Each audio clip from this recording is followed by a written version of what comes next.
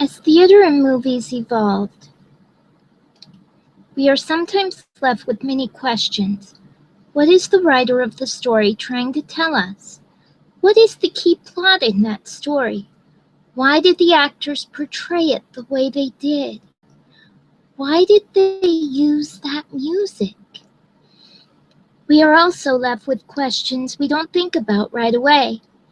Why did they use that set, costume, or makeup on that scene? Why did they use that camera angle? What were they trying to show?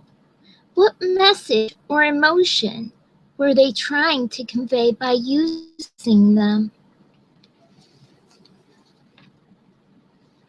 In the days of the ancient Greeks, Romans, and Japanese, theater became a way of life. They would usually have actors in an amphitheater so everyone could see and hear. These actors at first would sometimes just have to improvise to play a character with no sets. They had to make the story they portrayed believable to the audience. As years went by, that experience became more believable. William Shakespeare changed the way of theater in Europe. With his poetic tragedies. That legacy lives on today as it continues to invoke many emotions with our world. On June 11, 1878, Edward Muybridge, who was a photographer, was asked to take a series of pictures of a horse in motion. The horse trainer was trying to win a bet and prove that all the horse's hooves were off the ground at one time while the horse galloped. Okay, that all the horse's hooves were off the ground as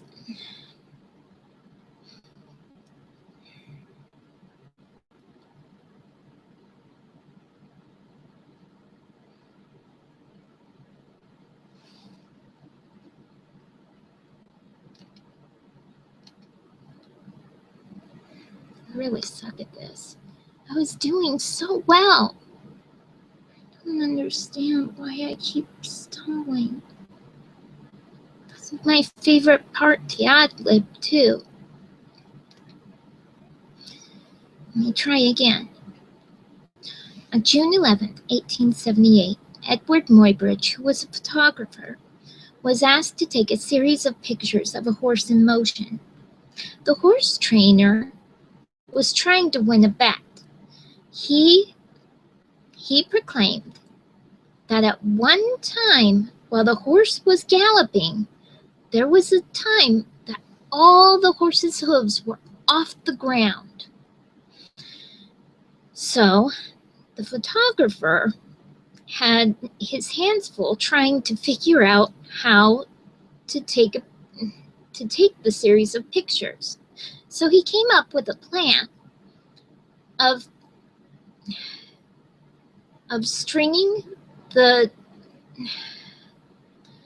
putting the strings that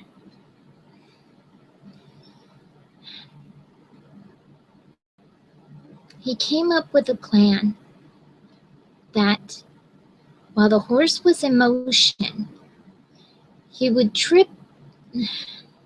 the horse would trip these wires attached to the cameras and thus triggering them to take the pictures. Well, little did he know that when he accomplished this feat, he created the first motion picture. And the horse trainer won his bet. Then in Europe, another photographer, Louis Lumiere, invented a way to take a bunch of pictures at once by creating his own celluloid film. He then put it in a dark box, and by turning the handle, the film would be exposed for just a split second. Well, he took this contraption around the city, trying to take various pictures to see how they turned out. One of those was a train coming into the station. Well, when he showed it in the theater, however, the audience caught up and ran out of the theater as fast as they could, thinking that they would be run over by the train. This might be laughable nowadays, but imagine that you had never seen a 3D picture before, or 3D film before. And so you go to the theater, you put on those glasses, and you see this big train coming at you. Well, even though you know it's not real, it still takes your breath away. Whether it's a recorded play or an actual performance being performed before you, it's hard to absorb everything that's going on at once. A lot of times, the writer and director want to tell you a story without flat out telling you the answers to the questions that you have in your mind. They want to make us think and take away a new perspective as we walk out of that theater. They may not always want you to see the details in a scene, but because then you miss the whole picture that they've painted before you. When you see these details at times, it gives you new admiration for the whole picture and performance that's being done. When you go to a movie or a play, do you see these details? First, you have the sets and the details that went into them, giving you a sense of place and time. Then the beautiful costumes. Do they reflect the time and space of the story? Then you have the makeup and the special effects. Do they hold true?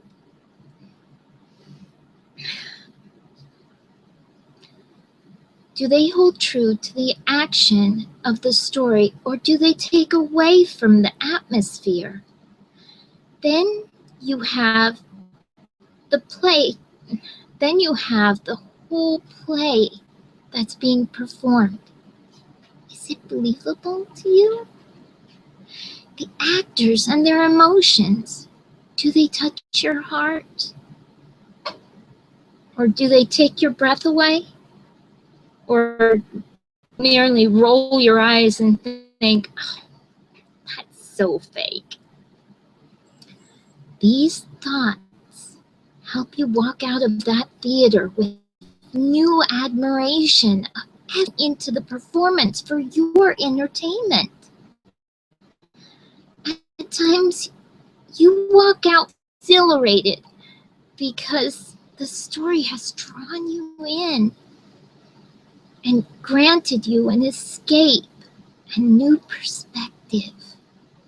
If all these things have helped to change your perspective and the way you think and feel about theater, then you walked away from the performance or story with a new sense of purpose. And if the performance has done this, then everything that went into creating this great piece of art was not in vain. And they have fulfilled their goal in helping you escape from the world around you, only for a short while. I hope that these things will help you come to realize the grand design that is the illusion of theater and film. The end. Right, Sunny?